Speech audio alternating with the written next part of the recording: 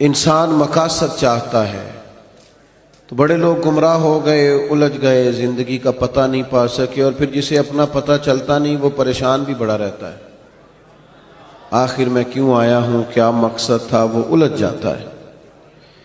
انسان کو اپنی معرفت پانے کے لیے معرفت الہی کی ضرورت ہے۔ من عرف نفسہ فقد عرف ربہ، وہ تلاش کرے اس کا مالک، اس کا رازق، اس کا خالق کون ہے۔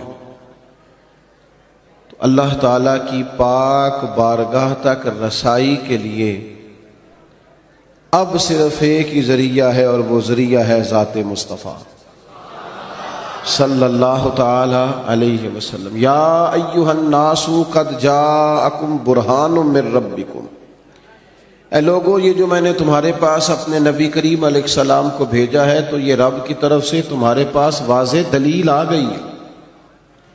نبی پاک علیہ السلام کی پیروی کرنا، حضور کی اتباع کرنا، حضور کے نقش قدم چلنا، نبی پاک علیہ السلام کی بتائی ہوئی باتوں پر عمل کرنا، جن چیزوں سے سرکار نے روکا ہے ان سے رک جانا۔ جو بندہ یہ کام توجہ سے کرتا ہے اسے معرفت الہی بھی نصیب ہوتی ہے اور محبت الہی بھی نصیب ہوتی ہے۔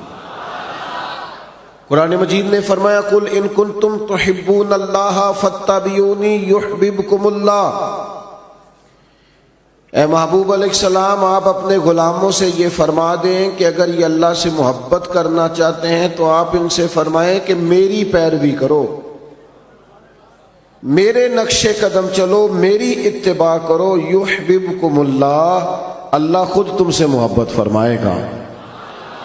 نبی پاک علیہ السلام کی اتباع، حضور کی پیروی، نبی پاک کے نقش قدم چلنا، یہ انسان کو معرفت الہی دیتا ہے۔ آپ کو پتہ ہے صحابہ کرام علیہم رضوان نے جب کلمے پڑھے، مسلمان ہوئے، ایمان کی، یقین کی، تیقن کی دولت انہیں نصیب ہوئی تو پھر ان کے رنگ ڈھنگ بدل گئے۔ بڑا مشکل کام ہے اپنا کمایا ہوا مال محنت کا لا کے خرچ کرنا، لیکن جب رضائے الہی پورے طور پر مطلوب ہو اور معرفت الہی کا رنگ چڑھا ہوا ہو اور انسان کو طے ہو جائے کہ اب یہ مال میرے رب کی رضا کا ذریعہ بنے گا، تو پھر حالت یہ ہوتی ہے کہ جناب صدیق اکبر نے تن کے کپڑے بھی اتار دیے اور ٹاٹ کا لباس پہن لیا۔ تینوں لب دیاں آپ گواچے، سانو اپنی خبر نہ کوئی، ساتھوں تے پارے نے ککھ گلیاں دے، سانو آکھ دے لوگ شدائی، اسا لنگ نموس دا ساڑ کے چولا، گل پہنے تاج گدائی، او سجنا اپنا آپ گوایا تاں یار نے چاتی پائی۔ جب آپ کو معرفت الہی کا یہ جذبہ نصیب ہوتا ہے، یہ ذوق نصیب ہوتا ہے، یہ شوق نصیب ہوتا ہے، تو پھر انسان طلب کرتا ہے۔ نبی پاک صلی اللہ تعالی علیہ وسلم نے فرمایا شہید بھلا اللہ کی بارگاہ میں کیا خواہش کرتا ہے؟ اللہ کرے آپ کی زیادہ توجہ میری طرف ہو جائے، ہمارا سارا دھیان لے ہی ہمارا موبائل گیا ہے، شریکہ ہی بن گیا ہے۔ 2 4 5 لوگ بنا لیں، باقیوں کو دے دیں، اور جس نے بنانی ہے وہ ضرور بنائے، پر بات تو میری سنیں نا۔ آپ لائیو کومنٹس بعد میں دیکھ لیجئے گا۔ عزیز دوست میری بات پر غور فرمائیں، جب آپ معرفت الہی تک پہنچ جاتے ہیں تو حضور فرماتے ہیں شہید اللہ کی بارگاہ میں عرض کرتا ہے مالک اب ایک دفعہ پھر بھیجے نا دنیا میں، اور پھر موقع ملے نا شہید ہونے کا۔ تیری جنت میں بڑا لطف ہے، لیکن گویا جو تیری راہ میں سر کٹانے کا مزہ ہے۔ میرے عزیز جب نبی پاک کی پیروی کی جاتی ہے تو معرفت الہی انسان کو جینے کا سلیقہ آ جاتا ہے، اسے محسوس ہوتا ہے کہ میں کوئی بڑا بامقصد کام کر رہا ہوں۔ پھر پتھر کھانا، تبلیغ کرنا، جد و جہد کرنا، کانٹوں پہ چلنا، یہ سارے کام مزہ دینے لگ جاتے ہیں۔ جب کوئی مقصد حیات ہاتھ آ جاتا ہے نا، پھر تھوڑے وقت سو کے بھی انسان نیند پوری کر لیتا ہے، تھوڑے پیسوں پر بھی گزارا ہو جاتا ہے، پھر سادہ لباس بھی ہو، سادہ کپڑے بھی ہوں، مسجد میں سونا بھی ہو، تو حضرت بلال حبشی مطمئن وقت گزارتے ہیں۔ پھر اطمینان، جب معرفت الہی نصیب ہو جائے، محبت الہی نصیب ہو جائے، تو حضور علیہ السلام نے معراج سے واپس آ کے فرمایا بلال کیا عمل کرتے ہو؟ یا رسول اللہ کیا ہوا؟ فرمایا میں نے تو جنت میں بھی تمہارے قدموں کی آواز سنی ہے۔ نبی پاک کی خالص پیروی، اتباع رسول، لیکن شرط یہ ہے کہ انسان تن من دھن سے حضور کی پیروی کرے۔ وہ چند 2 4 5 چیزوں کا دعویٰ نہ کرے، میٹھا کھانا سنت ہے، مسواک کرنا سنت ہے، داڑھی رکھنا سنت ہے، پگڑی باندھنا سنت ہے، یہ بڑی عظیم سنتیں ہیں، پر سچ بولنا بھی سنت ہے، فاقہ کرنا بھی سنت ہے، دل بڑا رکھنا بھی سنت ہے، دل صاف رکھنا بھی سنت ہے۔ جو اپنے لیے پسند کرو وہ دوسرے کے لیے پسند کرو، یہ بھی حضور کی دی ہوئی ادا ہے۔ اپنی مرضی کا ماحول فقط نہیں بنایا جائے گا۔ جب آپ معرفت الہی کے راستے پہ چلیں گے تو لازمی شرط ہے حضور کی پیروی کریں گے۔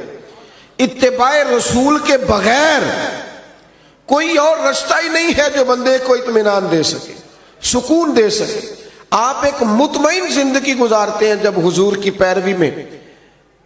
آپ دنیا میں دیکھ لیں، بہت زیادہ مہنگے کپڑے پہننے والے لوگوں سے ملاقاتیں کر لیں، بہت نئے جدید دور کا فیشن اوڑھنے والے لوگوں سے آپ مل لیں، وہ بیچارے بے چین ہی بڑے رہتے ہیں۔ 98 لوگوں نے کہہ دیا تیرے کپڑے ٹھیک لگ رہے ہیں، اور 2 نے بھی یہ نہیں کہا غلط ہیں، ٹھیک نہیں، انہوں نے کہا بس ٹھیک ہیں، لیکن یہ بیچارے پریشان ہو گئے ہیں کہ پتہ نہیں صحیح ہے کہ نہیں۔ حالانکہ 2 بندوں نے صرف ہلکا سا یہ کہا ہے کہ بس ٹھیک ہیں، مناسب ہیں، کیونکہ وہ گڈ بک میں آنا چاہتا ہے، وہ صرف دنیا کی زندگی جینا چاہتا ہے۔ المال والبنون زینت الحیات الدنیا، یہ صرف دنیا کی زینت چاہتا ہے۔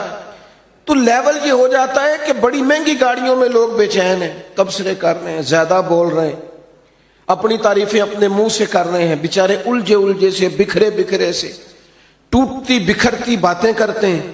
لیکن اگر حضور کی اتباع نصیب ہو،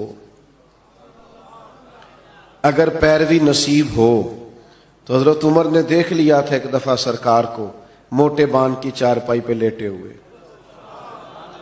صحیح مسلم بخاری دونوں میں موجود ہے۔ تو عرض کی یا رسول اللہ، آپ اللہ کے محبوب ہو کے اتنی مشقت کرتے ہیں؟ تو محبوب نے فرمایا عمر تم یہ پسند نہیں کرتے کہ کیسر و کسرا دنیا میں آرام کریں اور آخر میں رسوا ہو جائے، اور ہم دنیا میں تھوڑی مشقت برداشت کریں اور آخرت کی ساری عزتیں اللہ ہمیں ہی عطا فرما دیں۔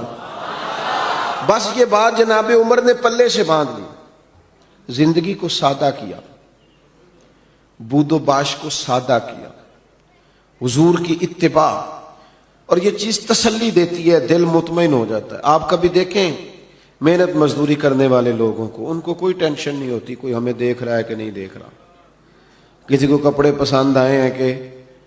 جو لوگ اللہ تعالیٰ کی معرفت کے بعد مطمئن زندگی گزارتے ہیں وہ ذہنی الجھاؤ سے بچ جاتے ہیں، وہ ایک مطمئن اطمینان بخش وقت گزار کے دنیا سے جاتے ہیں۔ حضرت عمر رضی اللہ تعالیٰ عنہ کے زمانے میں فتوحات بہت زیادہ ہو گئی تھیں، اور مال غنیمت بھی بڑی تعداد میں آتا تھا، 25 ہزار 50 ہزار دینار بدری صحابہ کو ملنے لگے تھے۔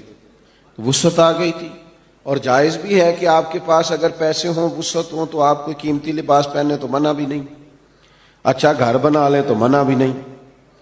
لیکن حضرت عمر کا لباس وہی پرانا سادہ، کئی جگہوں پہ پابند لگے ہوئے، آتے اسی سے جمعہ پڑھاتے، اسی سے فیصلہ کرتے، اپنی زندگی میں مست، کوئی پرواہ نہیں۔ تو بچے جب بڑے ہو جاتے ہیں پھر ہلکے ہلکے مشورے بھی تو دیتے ہیں نا۔